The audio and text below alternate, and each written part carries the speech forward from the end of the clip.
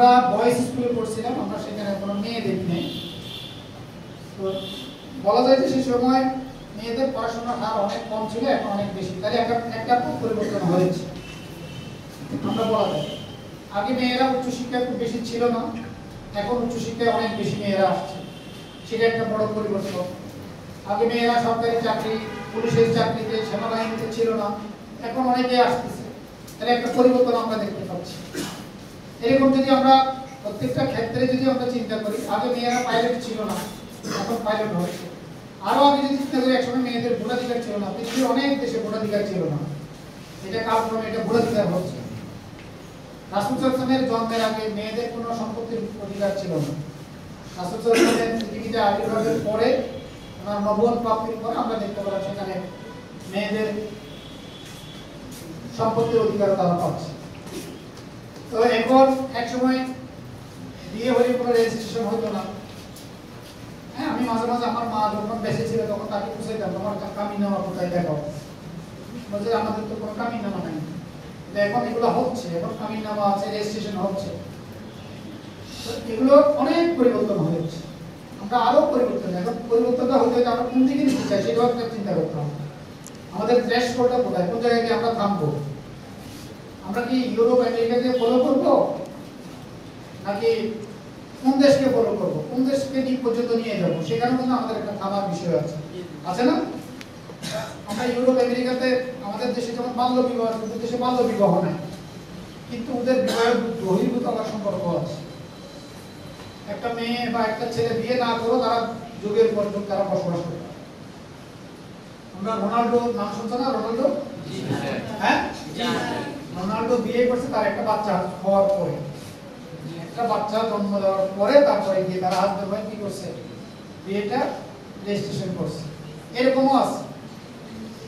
এখন আমরা চাই প্রত্যেকটা আপগ্রেডেশন চাই, আমরা এটা কতটুকু পর্যন্ত চাই সেটাও আমাদেরকে একটা নির্ধারণ করে দিতে হবে। আমরা ছোটবেলায় সময় পড়তাম, একটা প্রবাদ ছিল যে spare the rod spoil the child. মানে কি জানো? Spare the rod spoil the child, এটা অর্থ কি জানো নাকি তোমরা ছাত্ররা? হ্যাঁ, spare the rod spoil the child, বাচ্চাদেরকে যদি পিটানো বাদ দাও তাহলে তারা নষ্ট হয়ে যায়। এটা অর্থ হচ্ছে আমাদের ছাত্র টিচাররা এটাই বলতো, সমানে পিটাই দেয়। আমাদের যে কয়েকজন শিক্ষক ছিলেন তাদেরকে আমরা এখনো মনে রাখি শুধু মায়ের জন্য, অন্য কোনো কারণে মনে রাখি না। মায়ের কারণে মনে রাখি। তার এখন কি মারতে পারে? এখন মারলে শিক্ষককে সব সোজা করে দিতে হয়, লম্বা কি এরকম না স্যার? এখন শিক্ষকদের অবস্থা এরকম হয়ে গেছে। এখন আমার বাসার বাচ্চারা বলে যে মাকে বলে যে কথায় কথায় তুমি মারো কেন, কথায় কথায় তুমি বিয়া করো কেন। তারাও এখন অনেকটা প্রতিবাদী হয়ে গেছে। শেখ হাসিনা চলে গেছে, এখন বাসার মধ্যে আরেক হাসিনা বসে আছে, সবসময় নির্যাতন করে মাকে তারা হাসিনার সাথে কথা বুঝছো? এরকম পরিবর্তন হচ্ছে না, পরিবর্তন হচ্ছে, কিন্তু পরিবর্তনটা আমরা কোন জায়গায় গিয়ে থামাবো সেটাও আমাদের কিন্তু একটা চিন্তা করতে হবে। আগে অল্প বয়সে যেমন বিয়ে হতো, এখন অনেক দীর্ঘ বয়সে গিয়ে অনেকের বিয়ে হচ্ছে, অনেকে মাস্টার ডিগ্রি পাস করার পরে অনেকে অনার্সের পরে বিয়ে হচ্ছে, সবই ঠিক আছে। কিন্তু আবার এটা আবার বেশি সময় নিলে তাও আবার সমস্যা হবে, সেটাও আমাদের সমাধান। আমি যেটা বলবো, আমাদের আরো কিছু দৃষ্টিভঙ্গির পার্থক্য নিয়ে আসতে হবে, আমাদের আরো কিছু দৃষ্টিভঙ্গির পরিবর্তন আনতে হবে। ইন্ডিয়াতে একটা বেশ কয়েকটা অঞ্চল আছে যেখানে মেয়েদের গর্ভবতী হওয়ার সাথে সাথে তারা ভ্রূণ চেক করে, এটা কি পুরুষ ভ্রূণ, ছেলে ভ্রূণ না মেয়ে ভ্রূণ। যদি দেখে যে এটা নারী ভ্রূণ, মা গর্ভবতী হয়েছে এবং সেখানে তার যে ভ্রূণ জন্ম হয়েছে সেখানে নারী আসছে, তারা এটা অকালে তারা গর্ভপাত করে। এগুলো খুবই ন্যাক্কারজনক, এগুলো খুবই দুর্ভাগ্য। আমরা সেগুলো চাই না। আমরা সেগুলো কি চাই? আমরা সেগুলো চাই। আমরা মেয়েদেরকে চাই, আমরা মেয়ে হোক আর ছেলে হোক, এটা আমাদের কাছে ইমেটেরিয়াল। আমাদের কাছে ম্যাটেরিয়াল হচ্ছে আমরা মেয়েগুলোকে ঠিকমতো মানুষ করতে পারছি, আমরা তাদেরকে সুশিক্ষায় শিক্ষিত করতে পারছি, তাদেরকে যে পরিমাণ নিরাপত্তা দেওয়ার কথা সেই পরিমাণ নিরাপত্তা আমরা নিশ্চিত করতে পারছি না, সেটা হচ্ছে আমাদের মুখ্য বিষয়। আমাদের বাবা মায়ের টার্গেট থাকা উচিত তাদেরকে সুশিক্ষায় শিক্ষিত করা, তাদেরকে স্কুলগামী করা, কলেজগামী করা, মাদ্রাসাগামী করা। তাদেরকে যদি সুশিক্ষায় শিক্ষিত করতে পারি, তাদেরকে যদি স্বাবলম্বী করে তুলতে পারি, তাহলে আমাদের এই সমাজে তারা একটা বড় ভূমিকা পালন করে। আমাদের কি মহিলা ডাক্তারের প্রয়োজন আছে না? আমাদের মহিলা ডাক্তারের প্রয়োজন আছে। আমার মেয়ে যদি অসুস্থ হয়, আমার ওয়াইফ যদি অসুস্থ হয়, তাকে ভালো চিকিৎসা করার জন্য আমার গাইনি বিশেষজ্ঞ লাগবে। তো গাইনি বিশেষজ্ঞ এটা আসবে কোথা থেকে? যদি আমাদের মেয়েরা পড়াশোনা না করে, লাগবে কিনা? আমার নার্স লাগবে। এই নার্স কোথা থেকে পাবো?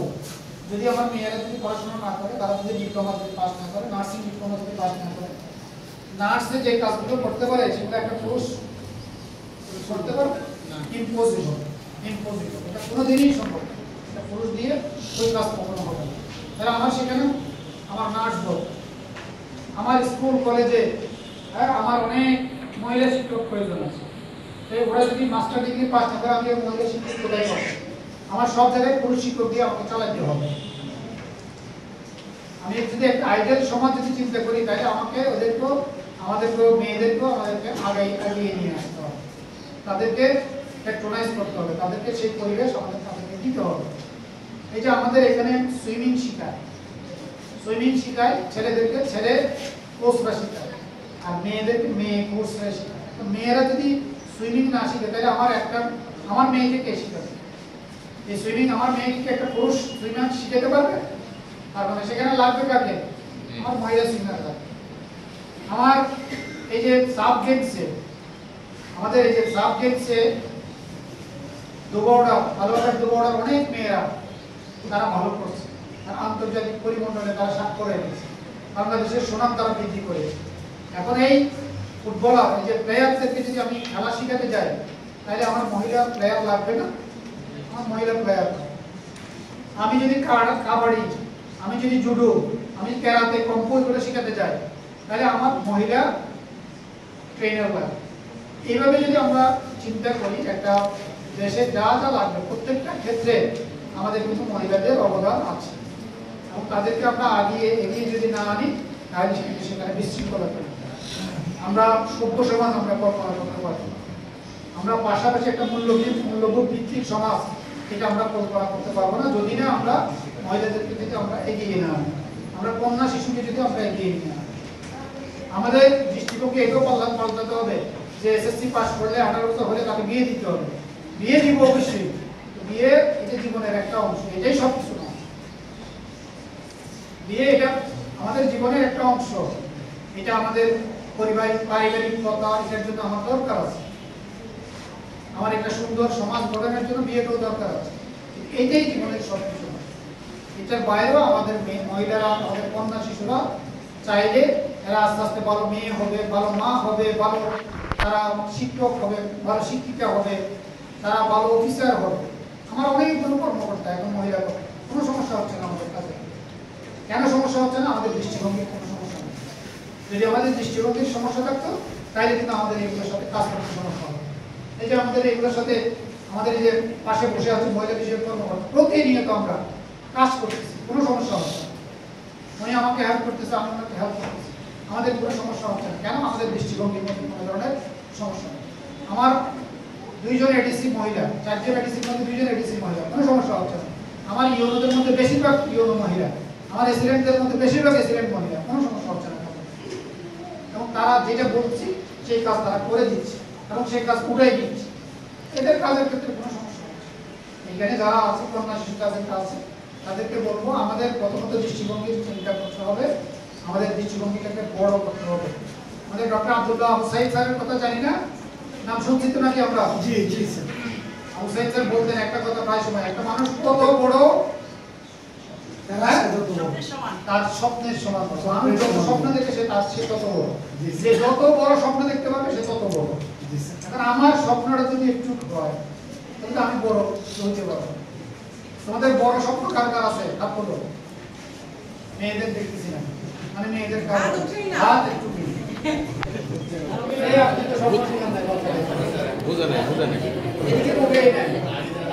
বড় স্বপ্ন বুঝে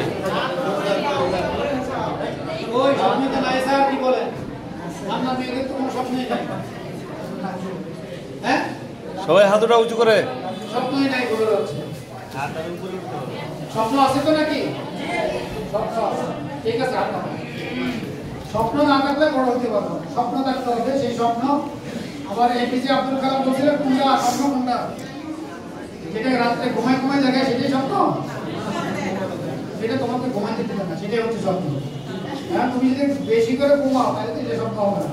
এই ঘুমের মধ্যে যেটা দেখো সেটা স্বপ্ন না, যেটার কারণে তুমি ঘুমাইতে পারো না সেটাই হচ্ছে স্বপ্ন। ঠিক আছে তো নাকি? তো আমি আর কথা বাড়াচ্ছি না। আজকের এই কন্যা শিশু দিবসের উদ্দেশ্য হচ্ছে এটা, আমাদের মানুষকে সচেতন করে তোলা, তাদের চিন্তার যে একটা পরিবর্তন আনা।